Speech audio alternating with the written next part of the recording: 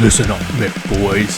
Today we're gonna create a custom orky fort using Killzone Octarius.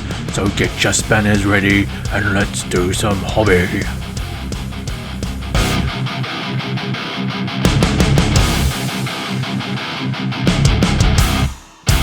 So here we have the Killzone Octarius box, and inside we'll find a bunch of sprues for area terrain, an oil pump, and two different types of ruin, a long one and a short one. You can use some side cutters or nippers, they're otherwise known as, to remove all the parts from the plastic sprue. There's a bunch of different connection points. Once you get them all off, you'll have your three main parts.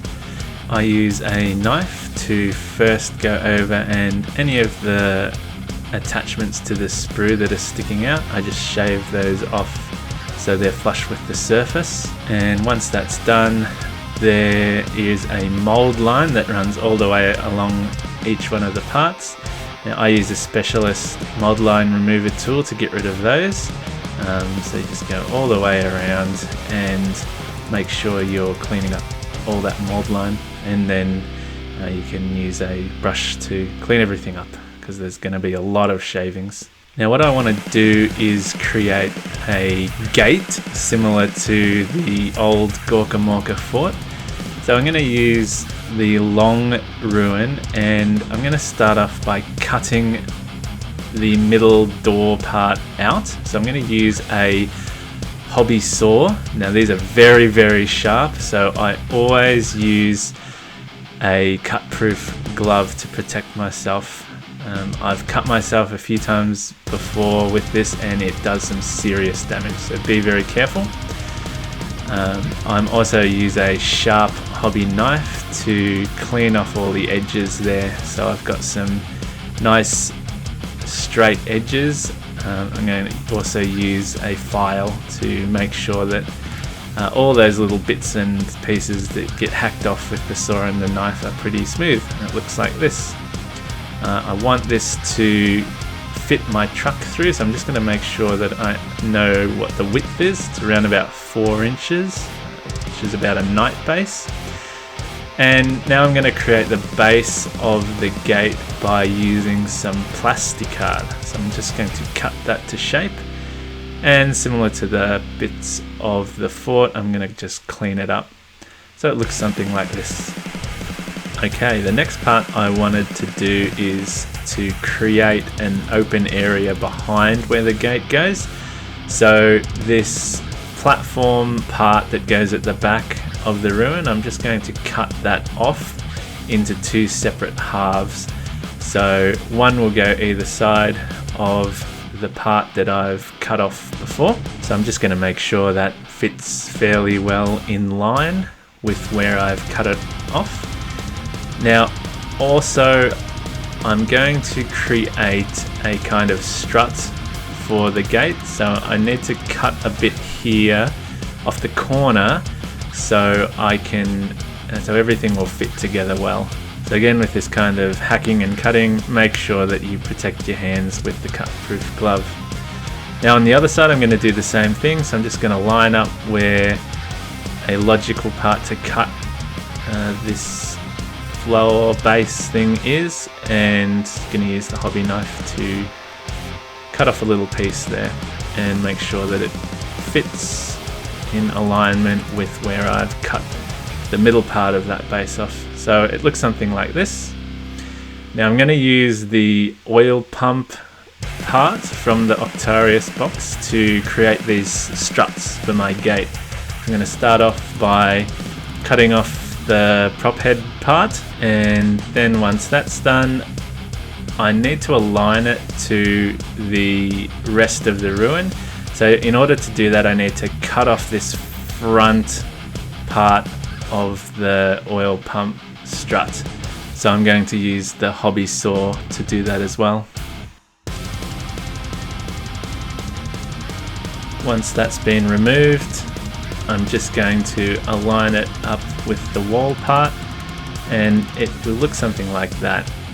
Gonna use files and knives to make sure there's a fairly flat fit, and then glue those onto the bases, and it'll look like that.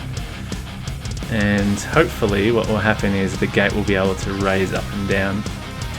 So I'm now going to use plastic glue to glue all these parts together. So I'm going to start with the 2 parts like that. They'll fit in together. I'm now going to attach this strut to the wall like this, and then glue the last 2 bits to each other. So they should all fit in like that fairly solidly. And I might have to adjust it a little bit. And just do the same thing to the other side. So we're going to align the strut to the wall, and then put the little platform part on there, and just make sure that it all slots in together. And the next part is I want a little gantry to go above the gate, so I'm going to use 2 of the parts from Octarius. I'm just going to cut them around a little bit so they'll fit to the same width of the gate and the struts. So I'm going to use the hobby saw again and the knife just to cut away until I get something like this. So I'm going to retain the rebar from one piece so it will actually glue onto the other piece and provide a bit of a firmer connection. So again, need to cut away, make sure that you're using your glove to protect your fingers because it's very easy to cut yourself.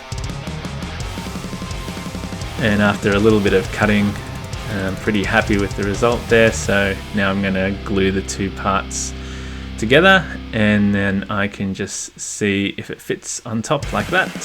Now the gantry itself isn't going to be strong enough to just secure the 2 pieces together, so I found this random piece of aluminium tube. I've cut that to length, and now I'm going to drill some holes in the 2 struts in order to fit that together to create a better fit. Just going to double check the length here, because I also want to use a spare bit of sprue to create like a barricade that goes on top of the gantry or a handrail. I'm also going to use those cut off parts to the strut.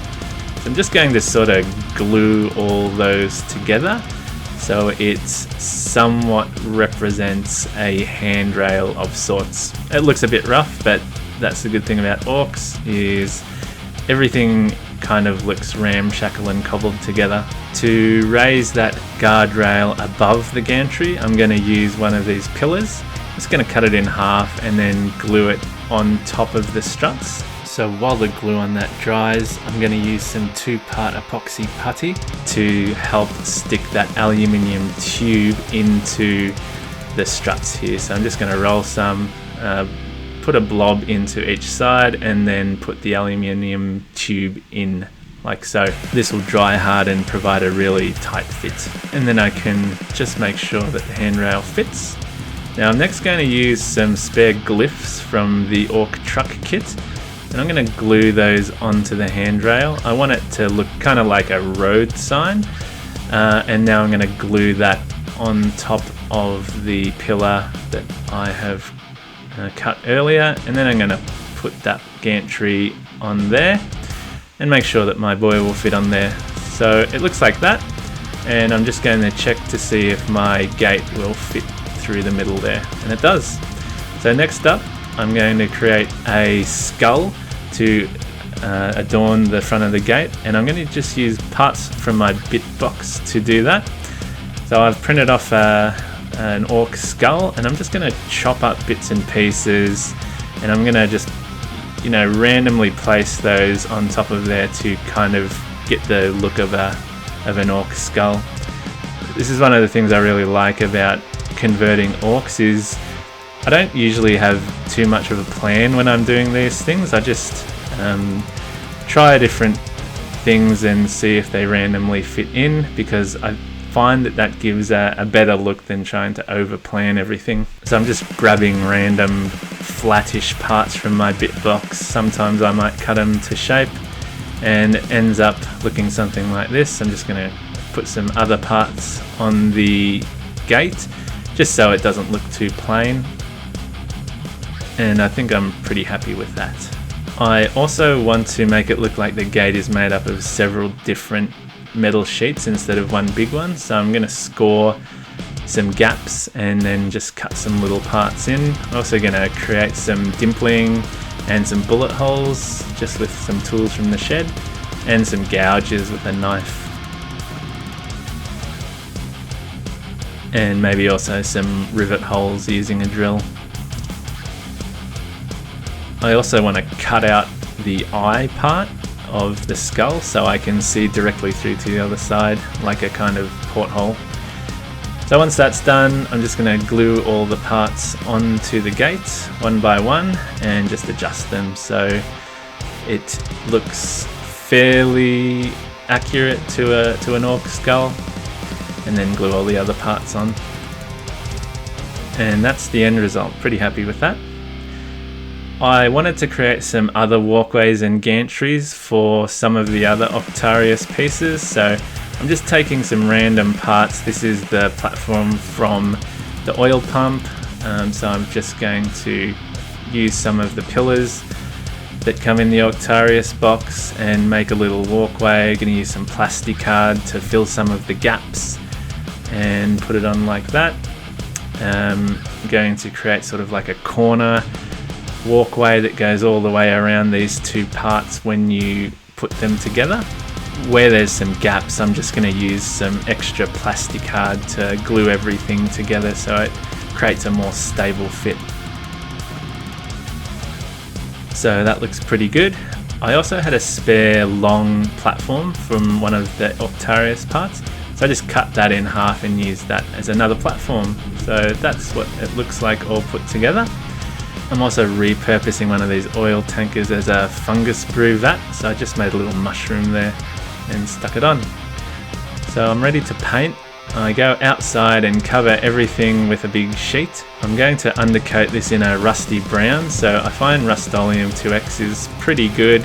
Just follow the directions on the can, including shaking it really well, and use short, sharp bursts when you're undercoating. Just go all the way around the models until you're happy with the coverage, and then with these you want to leave it out to dry for a fairly long time, a lot longer than Citadel sprays. So once that's completely dry, I'm ready to go. I'm just noticing that I've missed a few parts, so I'm going to take some Rhinox hide, which is a similar colour. I use a little vortex mixer to help mix my paint, or you can just shake it manually. And I'm just going to go around with the Rhinox hide around the model and just use it to fill any of the little bits that I've missed. So over here, in between some of the parts, just going to go roughly around and coat it. You don't have to be too worried about getting a thin coat. So next thing I'm going to do is use Wraithbone, and I'm going to undercoat all of the panels that I want to be coloured in. So you might have to go for more than one coat. You can see here the first coat was quite thin and translucent, so 2 or 3 coats will need to be done in order to get a good solid coverage. You don't need to go too overboard because this is going to be covered up by a lot of rust and chipping effects later. Next I'm going to use contrast primary colours and black. I'm just going to go over and pretty randomly pick out different plates and paint them in, the red, yellow, blue and black, and some of them I was also going to leave white. Now with the undercoating, you don't need to be too careful with this because it's going to be very rusted and chipped off later, and also with orcs, they're probably not the most careful painters when they're painting their glyphs, so yeah, just get the main colour on there and don't worry about it being super smooth. Next I'm going to take some lead belcher. I'm just going to paint some of the parts that I want to be a bit shinier metal, like this oil tank, and Screaming Bell some of the kind of copper parts, like this little doodad in the corner here. So this is what it looks like. It's pretty garish, but now we're going to start with the next phases, which we're going to go back to our Rhinox hide. I'm going to leave a fair bit of paint on the brush, and I'm going to use a technique that's sort of halfway between stippling and dry brushing. So I'm kind of stabbing the paint all over the place. I'm gonna, when I get to these painted areas, sort of lightly stab those, and this will create like a real chipping effect on those areas of paint. So I'm just gonna go over the whole model and do that. I'm also gonna clean up any of the overspilled parts on these plates too while I'm at it. You'll be able to see here when I'm doing it over the white, it pretty quickly gives an effect like it's been out there in the elements and it may have been being shot at, and the paint has really been damaged and chipped off. So once I'm happy with that first layer, I'm going to switch to Doom Bull Brown and basically do the same thing. Whoops, it was a bit heavy there, so I'm just going to take off a little bit more paint, still a bit heavy, and then just lightly stipple all over the model, and this will start to create the effect of rust all over the metal. It might look really orange here, but once it dries it sort of becomes a bit more muted, so it'll look something like that. Next we're going to go Riser Rust, and going to do more of a dry brush than a stipple, just to highlight all the edges and get that nice rusty finish. Like the Doom Bull Brown, this will dry and mute down a little bit. So next I'm going to use Lead Belcher, and I'm just going to sort of stipple around the edges to create parts where the rust has actually flaked off and get some bare metal all over the miniature. I'm going to do this reasonably lightly depending on what your preference is. So using this method you can fairly quickly create a pretty nice looking rusted junkyard type effect for your terrain, and this is what it looks like. So I'm now going to use Screaming Bell just to highlight up some of those copper parts and also pick out some bits and pieces, some random cables and other metallic parts that I want to be copper, and I'm going to do the same thing with Lead Belcher, maybe some of these dials here. Next I'm going to use Black Templar to paint some of the pipes and hoses and some cables. And next is Mephiston Red, so I want to paint the little needles on the dials red, and also a couple of the wires that are all over this miniature. With those wires as well, I'm going to use some other bright colours like green, yellow and blue to just create some random pops of colour throughout the model to break it up from the mostly browny, rusty kind of colour. Now being terrain, I'm just using a solid colour here, there's no need to go back and highlight it or anything. I'm going to finish off with some blue with some of these larger cables here. Next we have some Wraithbone. This is to undercoat some of the parts that I'm going to paint lighter colours, like the light fixtures and also the wood planks on top and some of the little cloth and leather parts. So I'm going to use Snakebite Leather first. I'm just going to paint these little leather bits that are holding some of the cables together, and next to it this hose here. And now I'm going to do some Garagak Sewer to paint the wood planks that are on top of the gantry. Contrast is really good for providing natural shading and highlighting. Now for the light fixtures, I end in yellow, so I'm just going to roughly paint that in to the parts that I painted white before. And last of all, some Steel Legion Drab. I'm going to do a heavy dry brush along the bottom half. This is just to blend it into the battlefield and make it look dusty. So we're going to cover some of these pipes so they're not too shiny, and that's what it looks like. You can use this method for all your terrain to create a quite nice looking orky battlefield.